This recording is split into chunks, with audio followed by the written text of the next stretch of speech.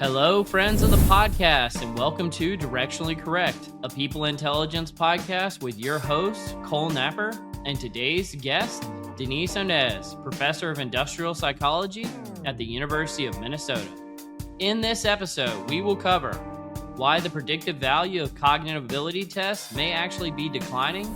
We all agree that cognitive ability is an important predictor of job performance. Whether conscientiousness is really all that matters, and what shrinking effect sizes across psychology research are actually telling us. Cognitive ability was the top predictor when used in conjunction with conscientiousness as a personality measure. And why Deniz is technically a self-taught IO psychologist herself. So you teach industrial psychology at University of Minnesota, but you actually have never taken a single IO psychology class before you entered the field. Like, how did that happen? Absolutely true. Now, let's get down to business. Hey, Directionally Correct fans. This podcast is dedicated to you to help democratize people intelligence for the world of work. If you're looking to support the podcast, please make sure to listen weekly, subscribe to the Directionally Correct Substack newsletter, sign up for the Data-Driven HR Academy at datadrivenhracademy.com, purchase Cole's book, People Analytics, or check out everything else at colenapper.com. Before we get into it, a quick word about HR Bench, the company powering this podcast. You know, when we all started in people analytics, we wanted to do strategic work, building predictive models, workforce planning, advising the C-suite, and most of all, quantifying the impact for the business. Instead, we spend months building dashboards and reports that should already exist. HR Bench eliminates that entire phase. Your HRIS connects, your metrics calculate, your benchmarks populate. This is not novel. This is day one, not quarter two. That means skipping straight to prescriptive analysis, storytelling, and taking action for the business. Want to learn more? Book a demo at hrbench.com/directionallycorrect. Find out more about the company powering this podcast and building the future of people intelligence. As always, all opinions are our own, and thanks for being a listener. Good to see you again. Good seeing you too. I've been looking forward to this. I gotta admit, I have too, but I'm also nervous. Why? Preparing for this episode, and by the way, we can just go ahead and get started if you're okay with it. Preparing for this episode was like preparing for one of those seminar classes back in graduate school. And I haven't done that in 15 years. So I'm a little rusty. And like maybe I'll give kind of the backstory here for people who might be listening. But probably almost 3 years ago now, back when Scott was still on the podcast, Scott and I had Paul Sackett on to talk about his bombshell paper that came out in 2022 about range restriction and how that kind of upended some of Schmidt and Hunter's work. And who would have thought that the little concept like range restriction would kind of, rock the whole world of IO psychology and some of the literature here. And that episode was one of our most popular of all time. I think on YouTube, it is the most popular thing that we've ever had. And so one of the things I try to do with the podcast is anytime there's something like controversial, I either A, just don't talk about it ever, or B, I want to talk about it on both sides. And this issue was one in which I didn't actually realize there was another side to it.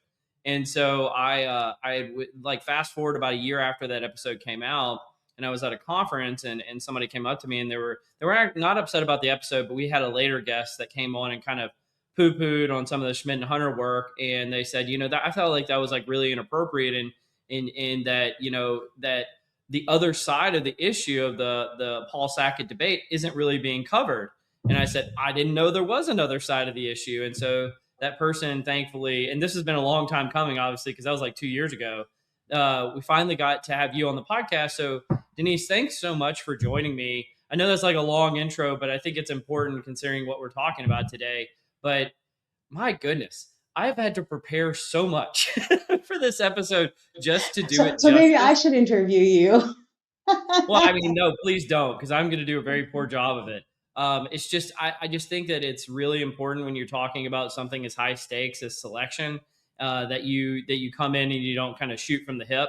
And so I thought it was really important that I do my research as well. But thank you so much for joining me today. But maybe we start with something a little bit more simple. And I thought this was so funny that you told me this. You mentioned that you teach industrial psychology at University of Minnesota, but you actually have never taken a single IO psychology class before you entered the field. Like how did that happen? Absolutely true. My PhD is in business administration and human resource management. Hmm. I got it from University of Iowa, and I was lucky though to be taught by IO psychologists. So they were teaching in colleges of business, but they were IO psychologists. My mentor was Frank Schmidt. My dissertation committee had Jack Hunter on it, even though he was at Michigan State. Hmm. And I count also Mary Barrick and Mick Mount as mentoring Wow. figures. They were all on my dissertation committee. So yeah, I have not taken a single psychology class from a psychology department, though I am self-taught, through all of my readings through all of these years. And funnily enough, every single of my publications is in a journal that is billed as a IO psychology or a psychology journal. And I've seen actually myself over time through what I gravitate to, what I'm interested in, to become increasingly more and more an individual differences person rather than purely, oh, just people analytics or just selection, if you will. Yeah. No, and I've actually seen that. So in preparation for this, prior guest and friend of the podcast, Fred Oswald sent me some articles to prepare for this, and then also one of your prior students and friend of the podcast, Kevin Stanek, sent me a whole bunch of things to look at. So I'm very grateful to them to help me prepare here. But I mean, the names that you just mentioned. So a lot of people who are IO psychologists listen to this, but a lot of non-IO psychologists and people all over the globe listen. The names you mentioned of Hunter and Schmidt and Mount and Barrick, this is like the Mount Rushmore of some of the biggest studies that have happened in IO psychology, and you were right in the thick of it. And frankly, I mean, I'm a little intimidated today because you and yourself are just such a prolific person in your own right. So I just want to say thank you so much for joining me. Thank you. I appreciate that. And I would be remiss if I also did not mention that, I've been at the University of Minnesota since 1996. So this is my 30th year at the University of Minnesota. And there, I learned a great deal from the late John Campbell, the multidimensionality of job performance. And with some of this research, I have actually watched it unfold in front of my very eyes. So I know the background stories, I know all the myths that eventually came, and so on and so forth. For people that may not realize this, Paul Sackett and I go back to the days that I was a graduate student. In 1991, I met Paul Sackett, and because I admired his research, I went up to him and introduced myself at a conference the way that he tells the story. I hunted him down at a conference with some of the findings that I had in my hand. And because I was showing him some very interesting results that I had gotten, he ended up graciously sitting down with me for 3 hours by an elevator and listened to what I had to say. And over time, I think I know I have benefited from being in the same department as Paul Sackett, and Paul being literally his office is next door to me. Yeah. That's the funniest thing to me about this whole, thing. First of all, University of Minnesota, debatably, arguably the number one I was like PhD program out there. Like, and I don't actually think there's a lot of debate on it. Frankly, you guys are just littered with rock stars, and even your alumni are just so prolific in their own right. But I just think it's so funny. Like I've got my own issues where like prior rivalries from graduate school are like shaping the whole field of people analytics, and I feel like you've kind of got that in your own respect with just people down the hallway. And so I think that's just so interesting. But maybe so I've given kind of my backstory on what led us to this point about the Paul Sackett revision, but can you give your version of the backstory, the down the hallway version of how this came to be, and what is the state of the state about effect sizes, cognitive ability, conscientiousness, adverse impact, all of the things that as Schmidt and Hunter, is it still relevant? Is it wrong? Is it right? I've got a bunch of articles I can cite. We can cite none of them if you want to. I don't care. I just want to make sure that you do it justice from your perspective. I'm going to go back a little bit further back than just the 2022 and the reconsideration and the pieces that you referred to. I want to take us back because, few people probably have that are still active that have the true sort of knowledge of what happened and why and how. So I'm going to tell it the way that it all unfolded. The way that Frank Schmidt always portrayed it to us. I took personnel selection from Frank Schmidt. I took psychometrics from Frank Schmidt.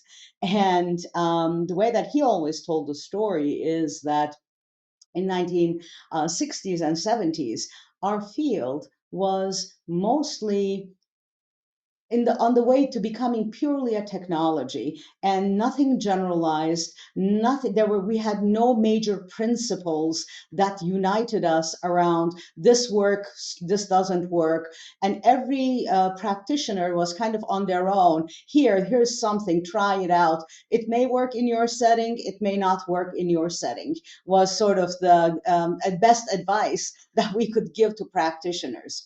And when Frank started to work with Jack at Michigan State, they had the insight that in 1979 that differences that people were getting in different studies was because there is sampling error. So by chance, I have a certain sample size. It's probably small. Somebody else has a sample, and by chance, certain people are in it. So that chance element makes our estimates vary from situation to situation.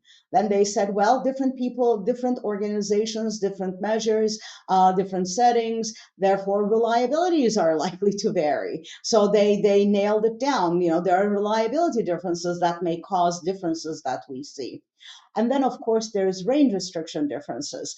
I may have applicant pools which are tremendously restricted. Somebody else, someplace else, may have applicant pools that are unrestricted. And so that needs to be accounted for to account for variation from study to study. And that's how meta-analysis was invented. I'm very proud to be an IO.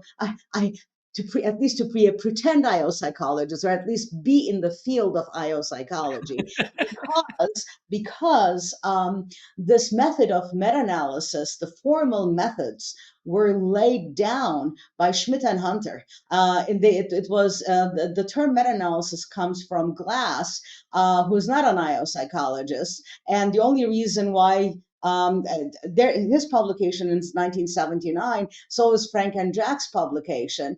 The only reason is that Frank and Jack held on to their findings so that they could nominate themselves for an award, which they won. So our field has given a gift to the entire world in the form of meta-analysis, in the form of you never put your trust on any single study. This is a scientific enterprise, and it builds on top of each other, is sort of the message that comes from all of that. Now, fast forward, over many years, studies, including for cognitive ability, were published using the meta-analytic techniques. It's not a single number. The number that's represented in the 1998 paper that Schmidt and Hunter published comes from a particular set of studies, U.S. Employment Service studies. But there are many other meta-analyses that were published that are not in that matrix, in that list of in the table that they present. As a side note, that paper that Frank and Jack was published in 1998, I created the first of that table in 1993 when I was a PhD student. Frank and Jack updated that with additional information and wrote a whole article. But I actually created the first table that they started out with. So it is important it's worthwhile to remember that it is from one single meta-analysis that represents a particular set of studies from US Employment Service. So fast forward 2022, when Paul and his colleagues, and several of them are PhD or former PhD students from University of Minnesota, and then my good colleague with whom I have published papers, and I've published papers with Paul as well, Philip Levens, they published that paper that called into question the range restriction values that were applied. So the thing that was not in question is what the observed average validity is. The question is whether we should correct for range restriction, and I give a lot of credit to Paul and his colleagues in that paper for drawing our attention to the importance of range restriction and how we ought to be careful about it. Okay. The piece that I disagree with is the point that all concurrent studies are unlikely to have major levels of range restriction. That's where this whole thing turns. Mm-hmm. And what does this mean? I mean, for you said all sorts of people listen to this podcast all around the world.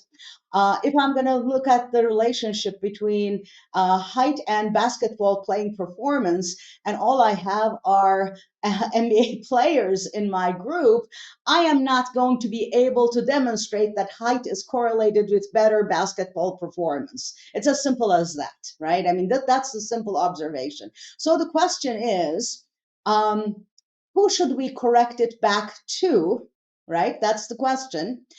Applicants, general population, and something in between? Should we study by study go back and match?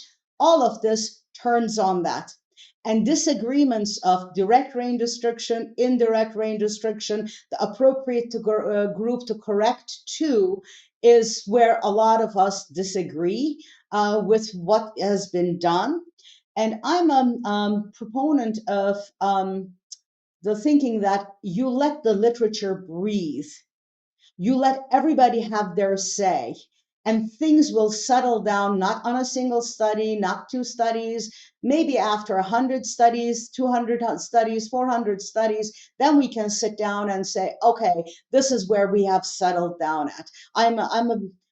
If you look at my Big Five profile, you would find that my peak, my cardinal trait is openness, the intellect piece of openness, very, very high on that piece. And I'm open to experience. So what I have done is, rather than argue vociferously, I've written, yes, a commentary on Paul's paper. I also have a paper that was a commentary of something else that somebody else said. The message that is being taken from that paper that has spread like wildfire, that needs a lot of care, is, cognitive ability is not important. That is not. We all agree, even the people that are revising the number down, we all agree that cognitive ability is an important predictor of job performance. So the nuance that I like bringing to the picture is for whom, when, and where. And I'm happy to take each of those down for you. Yes, please do. Okay, so first, the for whom question. We can never trust validities that are uncorrected, that are in an employee sample, because those have been winnowed down. And we tend to think about, oh yeah, they've been winnowed down because there's a selection process, and that selection process may or may not have included cognitive ability. If it doesn't include cognitive ability and it's includes things that are correlated with cognitive ability. And many of our predictors have a heavy element of cognitive ability. And structured interview has a heavy element of cognitive ability in it. So you can go down the list of various predictors, and there's a heavy dose of cognitive ability in them. There are others, and we used to think that personality is completely uncorrelated with cognitive ability. The answer is no. I mean, my research with Kevin Stanek, that was published in the Proceedings of National Academy of Sciences, and then we also published a whole freely downloadable book about the topic, demonstrates that the two domains, cognitive ability and personality, are intertwined. Okay, so even when you use a personality inventory, depending on what you're measuring specifically, you might be actually, that's right, that's the book. You might be actually measuring partially cognitive ability. I'll give you some examples of traits that are correlated that might come as a surprise. For example, self-esteem, self-efficacy. If we measure those things, we're going to be measuring partially cognitive ability. So moving on. So And if by we the need way, we've covered that PNAS article with you and Kevin on the podcast before too. Just so you know, you've gotten your flowers in that respect too. Thank you. That took a long time. That was a 14-year in the making study. So I'm actually quite proud of that work. Um, so, um, so for whom? So the companies that are looking for selection are looking at how will this work, or need to look at how does this work in my applicant pool. And the applicant pool, here's a key insight that came from a study that one of our former PhD students, Pierce Steele, I chaired his dissertation committee, published in Journal of Applied Psychology, Steele and Fariborzi. They nailed it down to applicant pools in the United States have become more narrow over time. So if you ask yourself, validity of cognitive ability, operational validity of cognitive ability needs to be looked at in applicant pools. How variable is my applicant pool is a key question. So if you want like an important thing for practitioners to take away is know your applicant pool and do not winnow it down until you use your most powerful predictor. Right? I mean, so because whatever you use in place will winnow it down for you in a less effective way. So credentials, for example, instead of cognitive ability measures, that's a bad thing because credentials collapse people into buckets of credentialed versus not credentialed. You don't have the nuance of a continuous score on a credential, right? So, in a consulting project, I worked with an organization, this was over the last decade, where we actually got away from credentials and just looked at cognitive ability. So anybody could become anything and could get trained and get the credential through the company, right? Yeah. So for whom it needs to be applicant pools. But from a scientific perspective, if we're going to study the science of how does cognitive relate to performance in general, how does it relate to task performance, how does it relate to creativity, take your pick, whatever your criterion of interest is. And those questions are generic questions. They should not be customized in the scientific literature to what happens to be in somebody's applicant pool. I need to know, here is sort of the periodic table of our predictors and how well they work. Just like the periodic table has the elements and their masses and so on and so forth, we need to know, here is the property of this selection or this individual difference.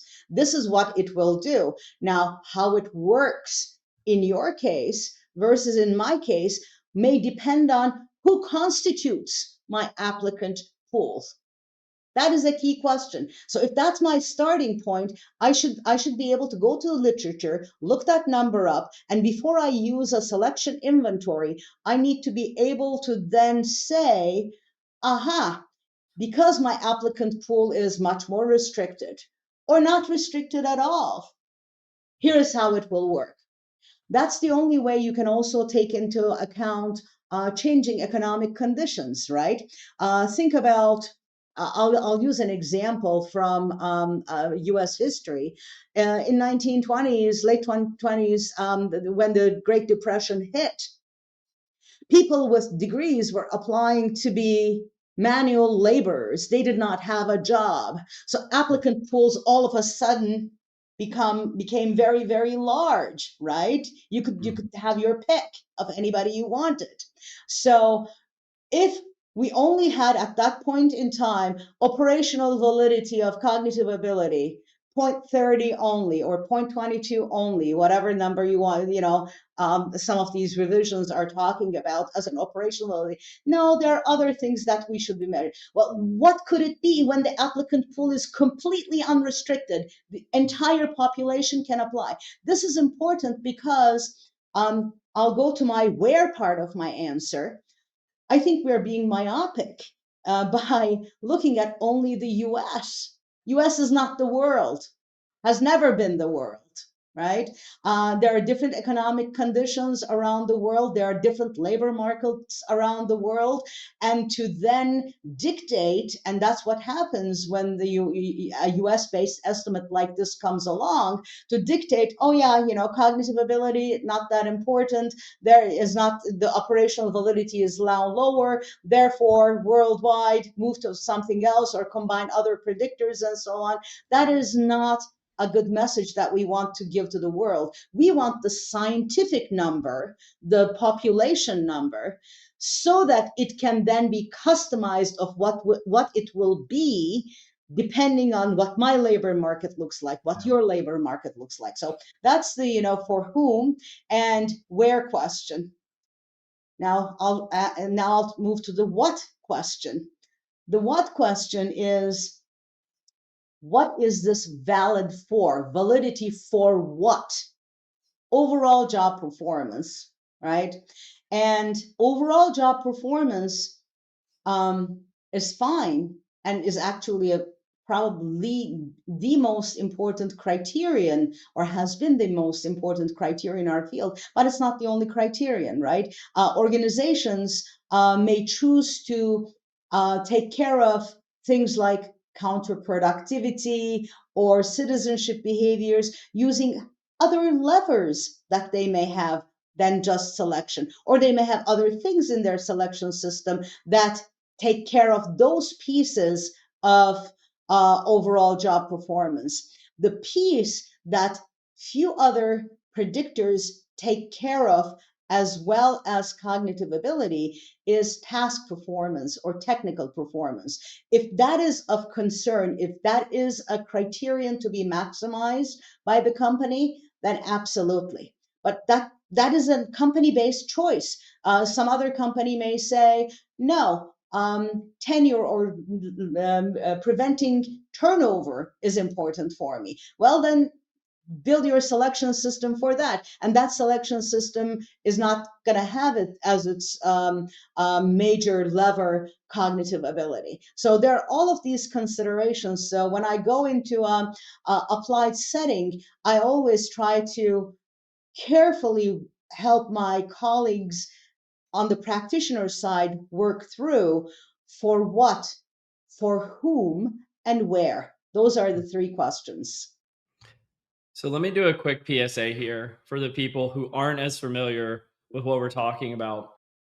So the Schmidt and Hunter paper that we talked about found that if you're looking at the population, and that's really that kind of that baseline that you want to compare against for everyone that you were just mentioning, cognitive ability was the top predictor when used in conjunction with conscientiousness as a personality measure. And what Paul Sackett's work came along and said is actually cognitive ability still matters, like you mentioned. It just falls down the rankings of level of importance, and one variable of structured interviews actually moves up quite considerably in relation to all of this. Now, one thing from I went back and I re-listened to that podcast, and I remember Scott and I talking about it afterwards. And one thing that didn't make sense to me about that discussion is we mentioned that this argument has come along that said, well, actually, a lot of the studies that Schmidt and Hunter used, they're like 60, 70, 80 years old. They don't represent work as it's currently constituted now, because cognitive ability probably mattered more back then and less so now. That didn't make any sense to me because of the rise of things like knowledge work, and that work is actually not becoming less complicated and less cognitively loaded. It seems like it would be becoming more cognitively loaded over time, at least specifically for knowledge worker type of jobs. And so that argument didn't make sense to me. And I wanted to know if you had any data or reflections or research on that concept in and of itself. Work itself around the world is becoming more complex as people Mhm. move to more knowledge-based jobs. Now, I'm going to put AI into a different thing because, this will pull us into that direction. Just put aside AI for a minute. But basically, everywhere as economies mature, jobs become more complex, knowledge demands become more complex, and therefore the importance of cognitive ability becomes more salient. Um, if you ask yourself, why does cognitive ability predict? The literature is very clear on that point. It says that it causes people, and this is a causal statement at this point, it causes people to acquire more job knowledge, whatever job that they're doing.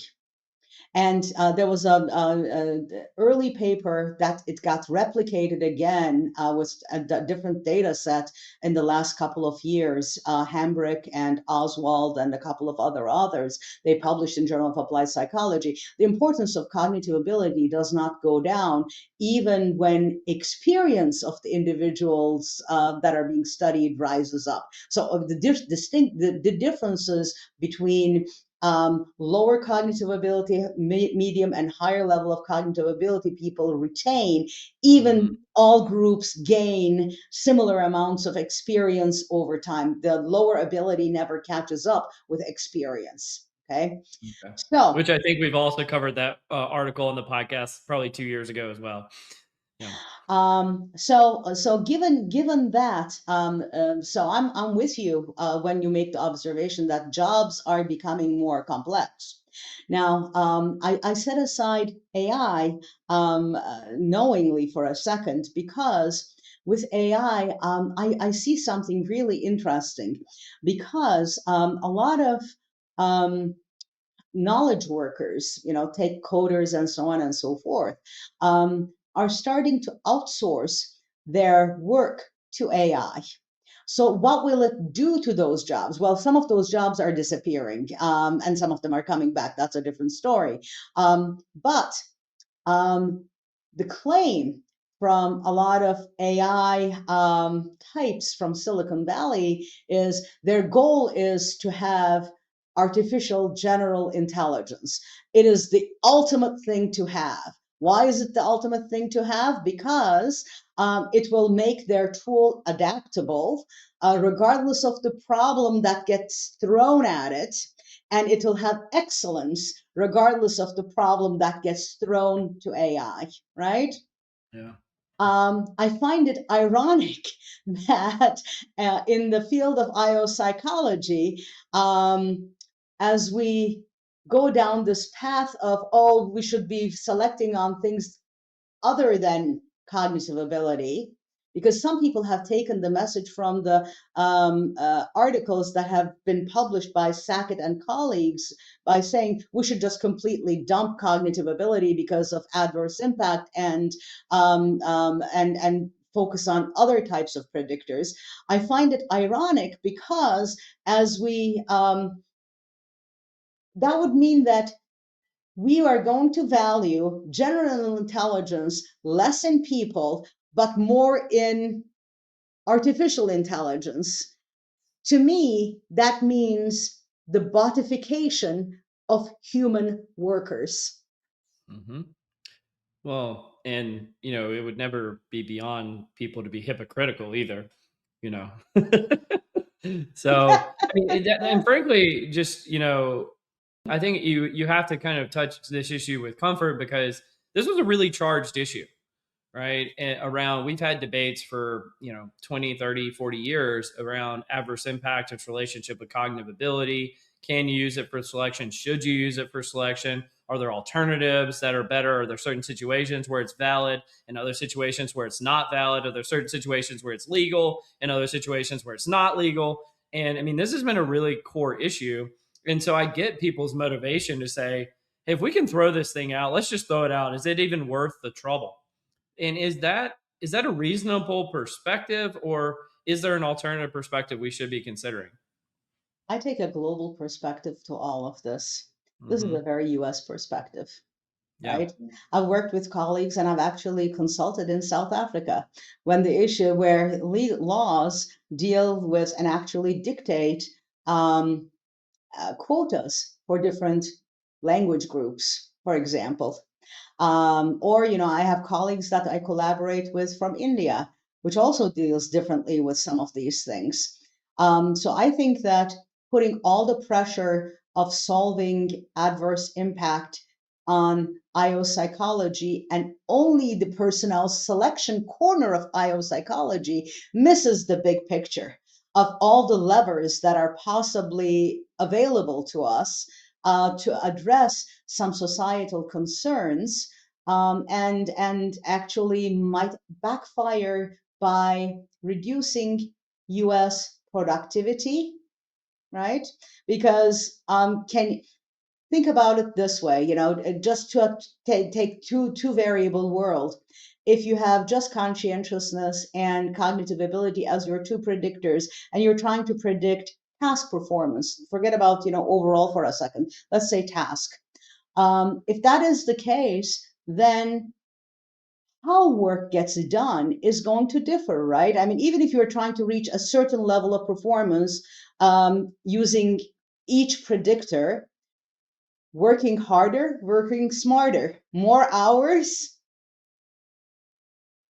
getting it done quickly, moving on to the next thing. I mean, so there are trade-offs in all of this, right? There are Hmm. trade-offs in all of this. So it is I think IO psychology and testing in particular, and cognitive testing in particular, has been the lightning rod for too long. And I think there are other levers that need to be used and other approaches. And this is not IO psychology's problem to solve. This is a societal problem to solve.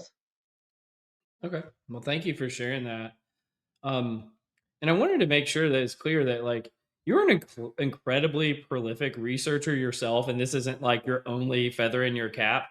I'm wondering. You mentioned before, and I read some of these articles before the podcast as well, that you're doing more in the individual differences space as well. What's some of the hot work that you're doing in that area right now? Oh, um, I have been accumulating a lot of information, a lot of data sets, um, very methodically for the past 20 years, working toward three publications that are now all out. I'm very pleased about that. On the individual differences side of things, of course, you mentioned already the Stanek on Ohm's Proceedings of National Academy of Sciences and the book that came associated with it. In the book, and I highly recommend. The book is an interesting thing. You should not read the book from cover to cover. It's best read first, read the preface and then get oriented. And there are some really interesting insights into where this came from and what might be a particular good path for you to read that book might be. But it contains a particular theory, cybernetic trait complexes theory, that I think is, I'm not a theory person. I've never been a theory person. I've always looked at my data and said, okay, what is there to explore? What is there to look at here? Is there any discovery to be made here? Right? I mean, I am an inductive person by nature. And um, the theory is something that I resisted for a long time until I could not resist it anymore. And the only way to make sense of the findings, the voluminous findings that we had in Anchors and Sails, was the book, was by putting forth this theory of cybernetic trait complexes. In essence, what the theory says is people are bundles of traits and bundles of abilities. Each one of us is unique combination of these different things. And those things mean something else in terms of our success, in terms of our failures, in terms of our derailments, and so on. So you ask, what have you been working on that you're excited about? We just published in Psychological Bulletin in the last half year an article on mapping success, life success. This is all based on meta-analytic work that shows that there are different paths to success, different combinations of traits that can be wielded for different types of success. And we have these profiles in that paper, and so that's one of them. The other one, this is something else that I'm really proud of. It just appeared in Journal of Applied Psychology a couple of months ago as a monograph. And the significance of that to me is it puts together these bundles to show what is dysfunctional and what's maladaptive, the counterproductivity space, which traits come together to make people more counterproductive, maladaptive, dysfunctional. And there are different profiles that are associated with that. So none of this single trait, and it relates to this, putting them all in conjunction with one another is something that we published. And I like that. And the piece that is a personal meaningfulness to me is in 1993, when I got my PhD, my first publication in Journal of Applied Psychology was my integrity testing meta-analysis, which was a monograph. That's how I entered the field. In 2026, to get a second monograph on counterproductivity is personally meaningful to me. Yeah, that's amazing. Well, and you mentioned earlier, how it's not good to have a myopic kind of U.S. only view on a lot of these things. And my understanding is you're from Turkey originally, and in an eighth generation college professor and scholar, which is amazing. Can you share a little bit about that? Sure, sure. I moved to the United States in 1986. And I have been a citizen since 1999. And so this past weekend was particularly meaningful to me with the 250th anniversary of our independence in our country. I moved to the United States because I believe in the principles of the United States, the founding principles of the United States. And this is the country that gave me the freedom to say what is on my mind and not be censored and be able to research what I need to research. And I do things because I am grateful to this country for making me their own. In terms of my background, yes, I am an eighth generation college professor and a scholar, going back to 1700s on my mother's side. But this is not an elitist statement because every few generations there was complete collapse. So, being in the Ottoman Empire, They were chased away from where they lived. They arrived as refugees in Istanbul. There are people in that lineage. My great grandfather, my grandfather, who was a college professor, wrote a geometry book, several geometry books, and brought actually geometry to Turkish universities in 1930s and 40s. He was an orphan, and grew up in an orphanage. Okay. Oh And wow. that's why I will always think of cognitive ability as the thing that is the gateway for people that do not have the lineage, that do not have the support.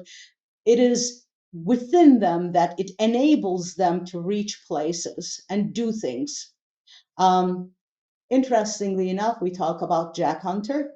Few people Mhm. know that he also grew up in an orphanage. And when he received the Lifetime Contributions Award from the American Psychological Association, he stood up there and thanked the systems, the federal and state systems that were in place that enabled him to get an education in that orphanage so that he could go on to make the contributions that he made. Wow.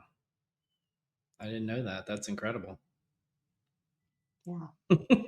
It, it, Um, it can get heavy fairly quickly, but I think, yeah. I like seeing the bigger picture, right?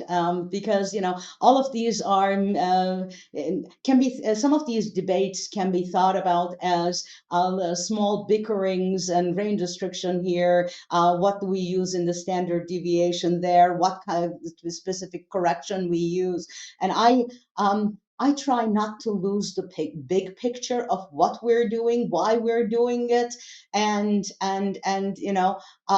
if I, at the end of the day, I can say I helped people, organizations, this country, and humanity reach better decisions based on each individual's strengths and weaknesses, I'm a happy person. Well, that is fantastic. Well, Denise, just this is going to seem like a hard transition, and I apologize, but would you like to join me in Cole's Corner? Sure. I'm going to do my Happy best. to, happy to. Welcome to Cole's Corner. All right. Well, first, let's start out with some rapid fire questions. So, if you were not a college professor, what would you have done with your career? Oh, I have two answers to that one. I almost went one way, and thankfully I didn't, because I don't think that I would have been as good in that field as I am, think, as an Hmm. pseudo-psychologist. Um, in high school, everybody thought that I was going to be musical actress, because I have been in, for example, in Evita, playing Evita herself, right?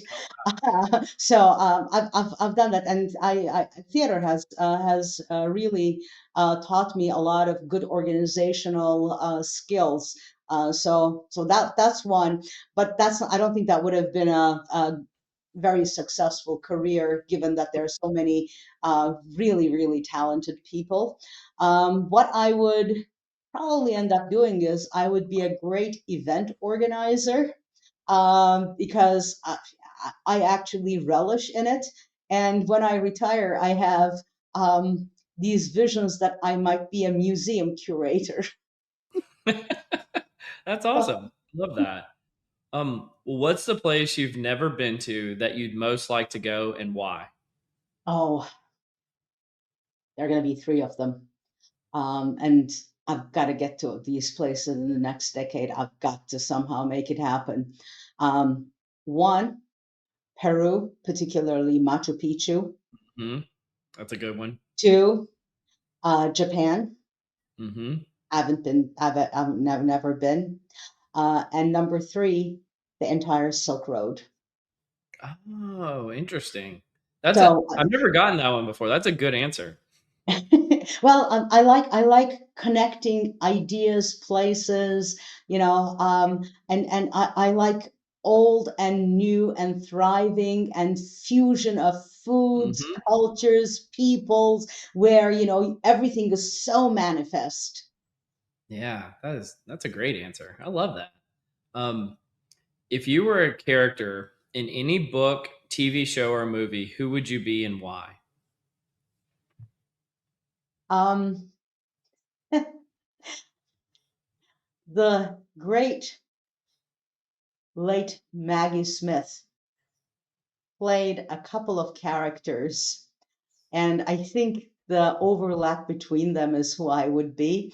One of them was Minerva McGonagall, in and then the other one is the Dowager Countess Grantham in Downton Abbey, where, you know, there are these, both of them are characters where tradition and past knowledge matters and you have to guard it, but then also you have to have the soft spot and the openness to know when you've got to turn forward and move forward and help people that are currently around you. So I think that soft spot with the discipline and the and the rigor is sort of what I get drawn to. All right, I've got one big question for you, and I'm actually really, really curious your answer to this because I've been waiting for this for the podcast is, and because I find that most professors actually have a really good view on this type of question, which is, what is one thing that the field of biopsychology is getting horribly wrong?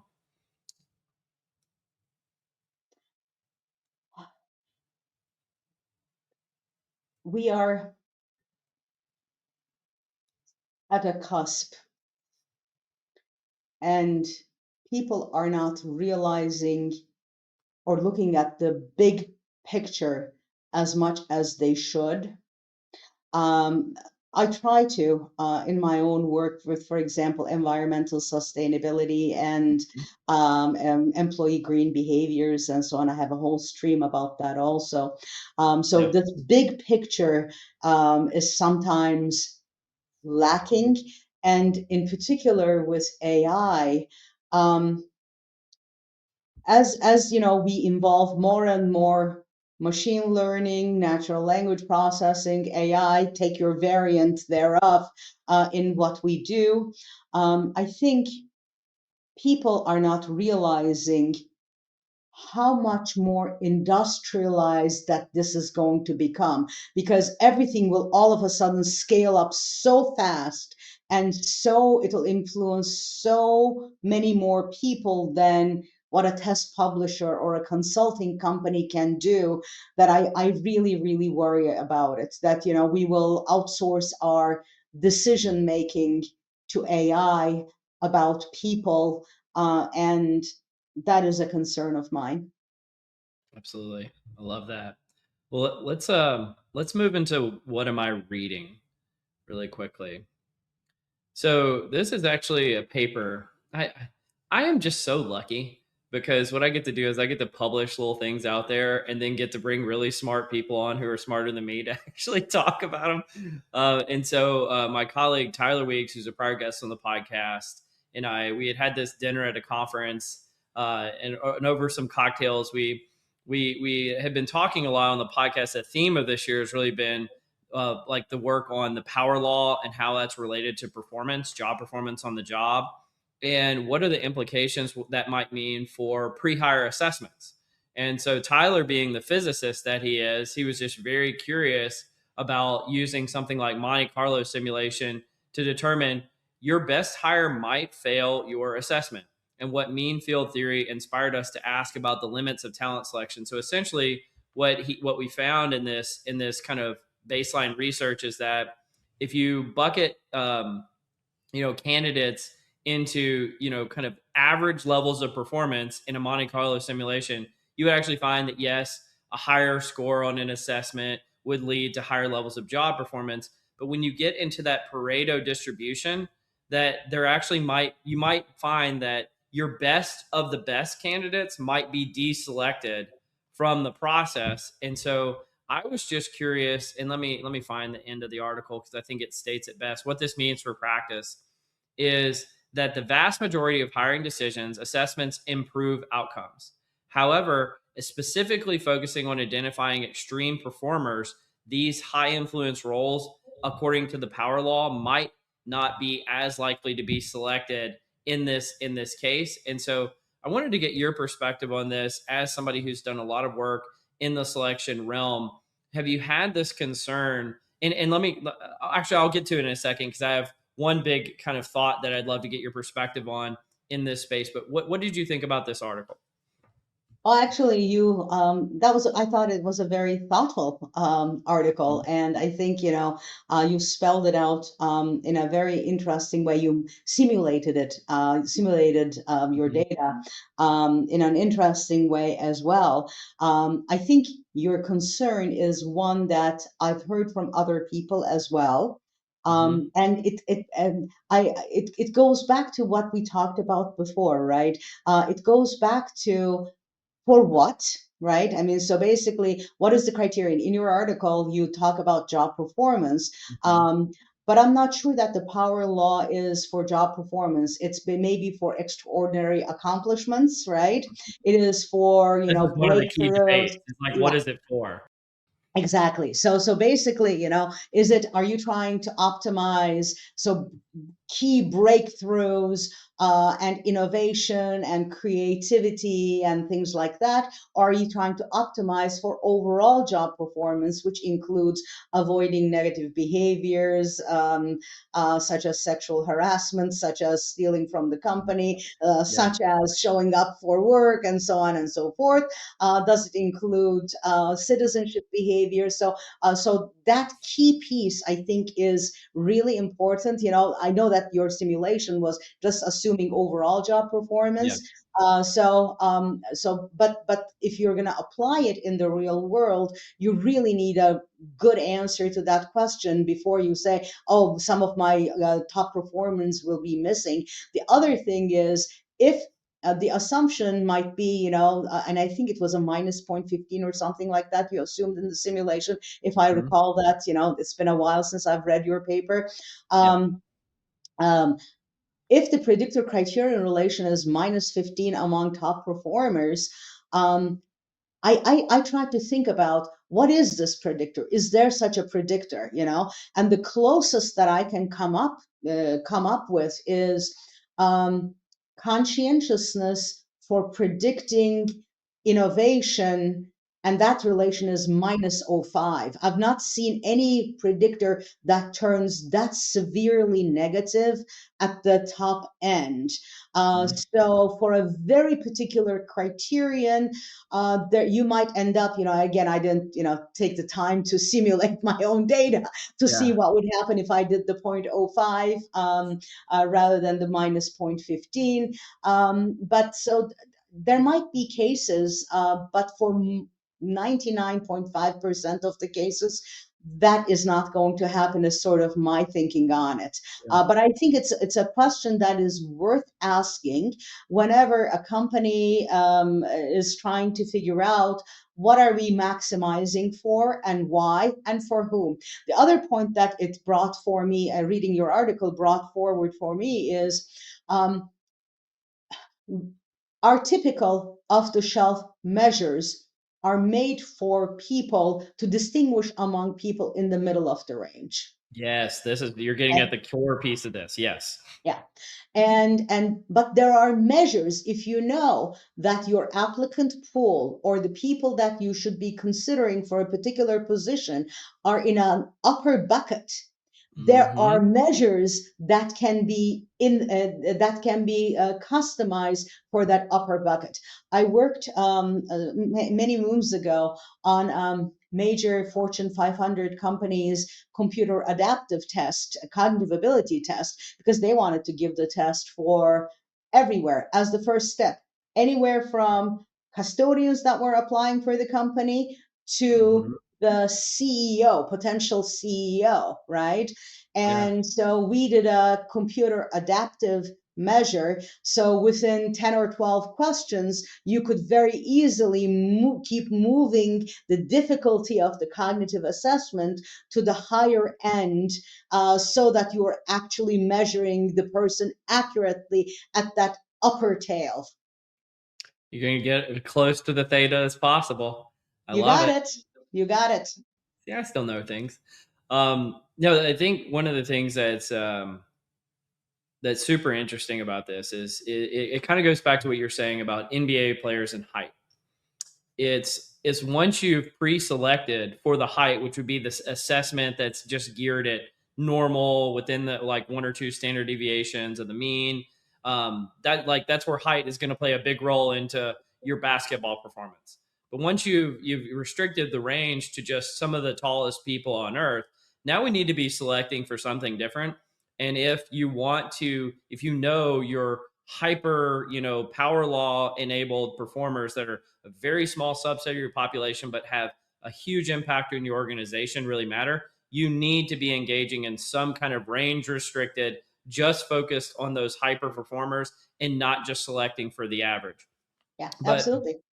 my second question for you, and this is not in the article, but it's just something that's been bugging me.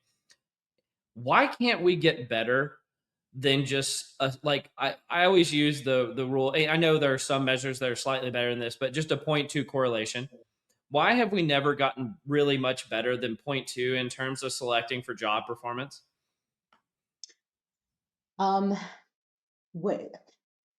Performance is multiply determined, right? So Mm-hmm. basically, when you look at job performance, it is determined by declarative knowledge, procedural knowledge, and Mm-hmm. motivation. And then a whole lot of things go into those 3 buckets, right? So, what produces the job knowledge and procedural knowledge? Well, people's cognitive abilities do.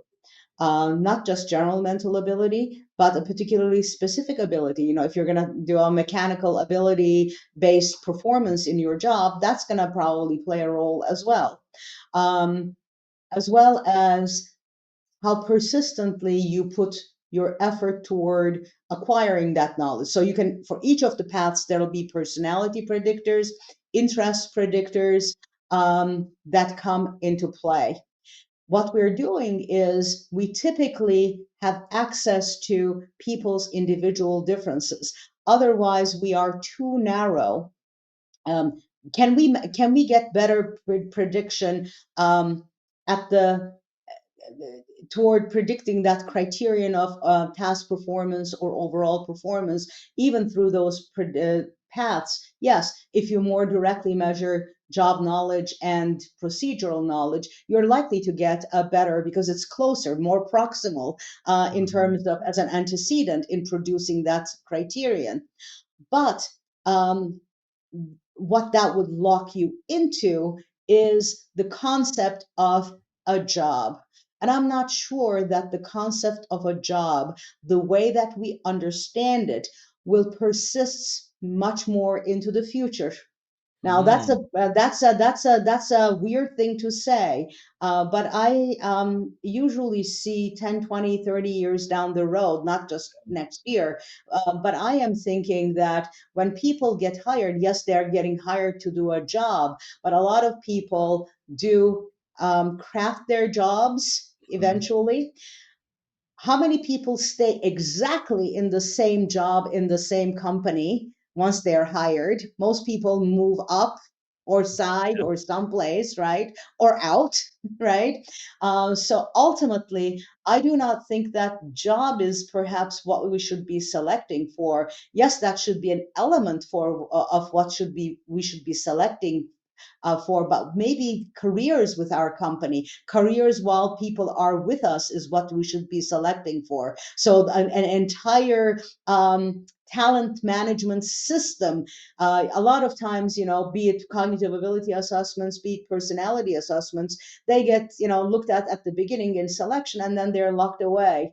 Well, I submit that those assessments must be repeated and must be taken into account as people's careers unfold.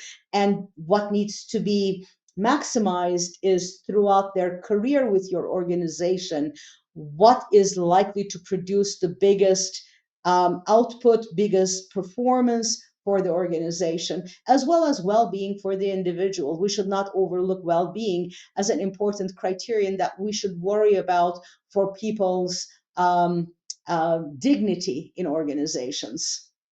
Absolutely. Let me hit you with the next one really quickly. We don't have to spend a ton of time on this one. I just thought it was interesting. It was called Publish or Perish: Hyper Competitive Culture, Performance, and Well-Being in Academia. And so every time I bring on an academic, I always make sure to cover something about what it takes to do academic publishing, because I just find it to be the currency of the land and therefore fascinating for you guys as a population.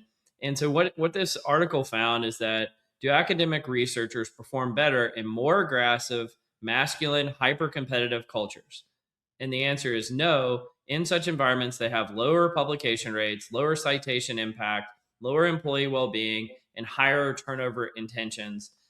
There's more to cover here, but I just wanted to get, what was your reaction to this one, and how does that track with your own personal experience in academic publishing? I My personal experience probably is not typical, but I'll share it anyway. But perhaps it's a healthier approach. Maybe it helps somebody out there. I have never worried about where I'm publishing and when I am publishing, with whom I'm publishing. I just want the ideas to get out there. And I Mm-hmm. undertake research and publications. Publications to me are an afterthought. I do work and I research because I am genuinely interested in a topic and knowing the answer to a question, and trying to be helpful to people or trying to help organizations in some shape or form. And I then think about, okay, sure, this should be written up and I should publish this, but that is never my, oh, I have to publish, therefore, I never thought about publishing is a side effect for me. Is sort of it's a side product of what I love doing. And sometimes it's difficult because publishing is a lot of sweat, a lot of persistence, having a very thick skin, and not never giving up. And it's sort of a measure of resilience, if you will. Mm-hmm. And I do that because I think the idea is worth getting out there so that people other than me know what I have found out. So that's how I come to it. Yeah, no, I And love it. if that gives me tenure and gets me, professorships and so on and so forth, that's great. But I have reached a point in my career that there are some ideas and some important things that I am even willing to put out there without my name on it, just so that the ideas are out there. I actually have a question. Um, why would you, well, how do I phrase this? Why would your name not Bluntly, be on it? Why would your name not be on it? um, if it means that it'll, some people are allergic to others. There Mhm. is fractionation among scholars in our field, unfortunately. And if somebody seeing my name is going to treat the idea as lesser than it is because they think that anything that comes from Denise Ohms is not worthy of their eyeballs, then I'd rather publish it without my name on it, because if I believe in the idea. Thank you so much for saying that. Um, One of the things that has fascinated me is the what I call the political economy of publishing. Mhm. And a lot of people think of concepts like peer review and just the concept of science itself as kind of above reproach, and human, motivations don't really get into it. And the thing that's so interesting to me is everybody that I know in academia absolutely understands to its core the political economy of how to get published, publishing cartels, the whole, replication crisis and everything. I actually even fell for April Fool's joke this year that came up because somebody had published, an IO psychologist researcher had published that, lo and behold, new research comes out and the replication crisis is over.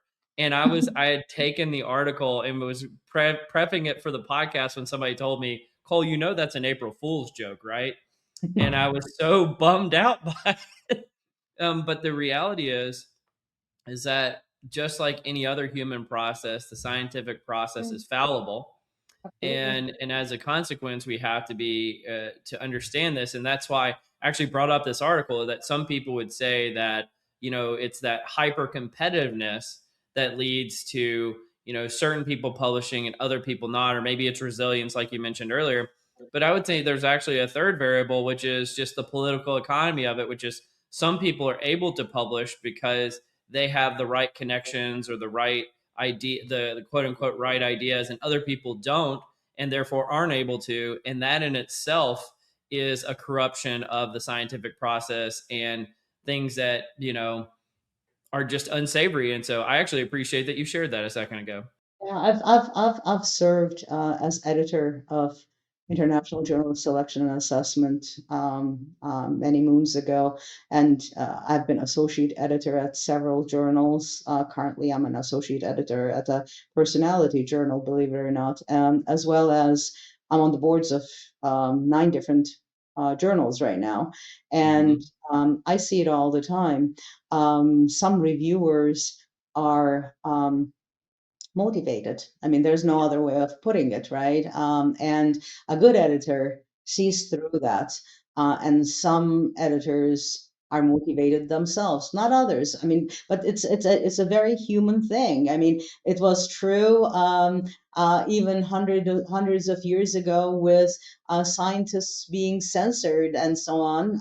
And sometimes that's how it functions these days as well.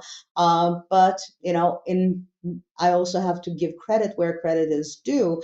There are many really excellent editors who actually try to correct those biases as they're occurring, and sort of tilt the process so that it comes to what it's supposed to be. So you're lucky if you end up with one of those editors, and if your reviewers are also open-minded people who are not just wielding their own frameworks and their own theories and saying this is the way it's supposed to be. Or you can just do what I do and I smuggle all my ideas out there on Substack. And then there's just, you can say whatever you want.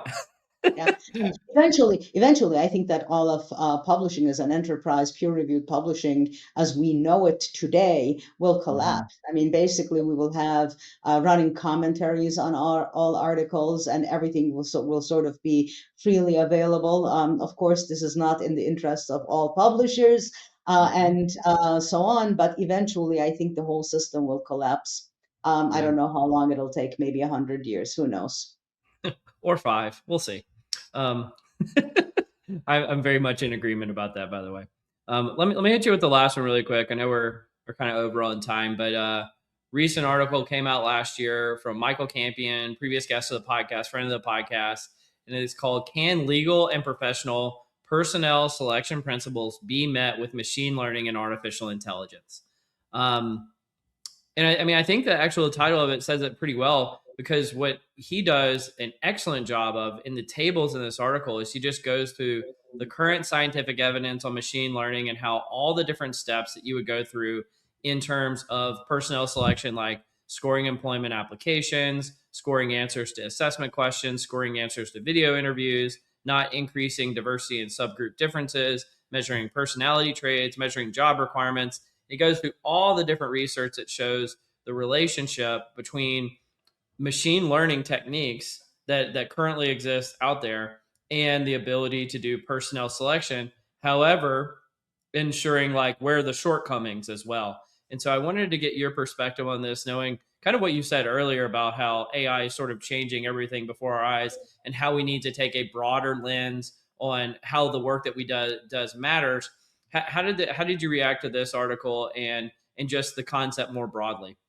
I've seen, I had read that article previous to you sharing that, as well as um, I have seen other book chapters, and even at SciUp, I've been to sessions where that idea was discussed.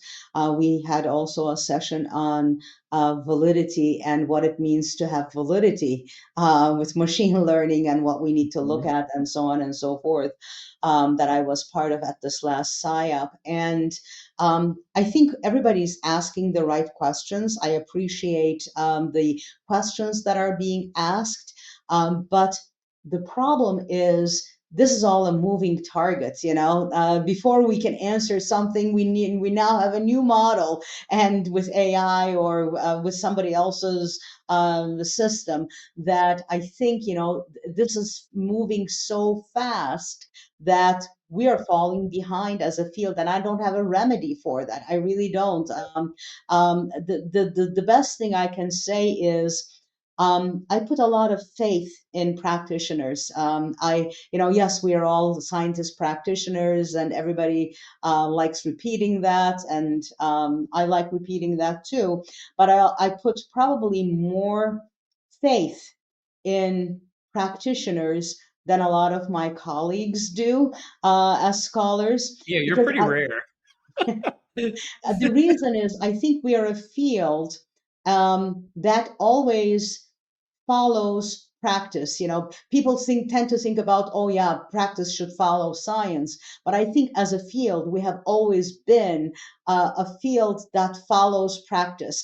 Practitioners on the ground come up with systems, approaches, answers to particular questions, and then scientists come and say, okay, let us study what you have been doing. Let's put together all of these other things and things that you think you're seeing, and maybe course correct you a little bit. But I think that has been the story of IO psychology throughout the last 100+ years. I mean, think about the days of World War I, when nobody knew, you should be selecting people using a cognitive ability test. We won World War I partially based on correct allocation of human resources to jobs in the armed forces. Same thing true in Second World War. I mean, so people on the ground have invented and are innovative, and that's where the rubber meets the road. And I think academics need to pay a lot more attention to what is going on with practitioners and collaborate with them, because frankly, innovation will come from practice. I think that's such a good kind of mic drop way to end this thing. So, Deniz, thank you so much for being a guest. This has been a fantastic episode. If people want to reach out to you and learn more, where can they find you? Well, my email is at the University of Minnesota. They can reach out to me. My book with Kevin Stanek of Anchors and Sails. It is eye-opening in some senses of the word. Don't think about it just as a scholarly book. And there is for anybody who doesn't want to read the full treatment, Kevin and I have a primer, as well as a really cool visualization where they can explore. And then, of course, they can go to my Google Scholar page to see my more recent publications that I mentioned. Absolutely. Well, thanks for hanging with me and finally getting you on here. So, but you've been listening to Directionally Correct, People Intelligence podcast with your host, Cole Napper, and today's guest, Deniz Onez. Thanks for joining me, Deniz. Thank you for having me.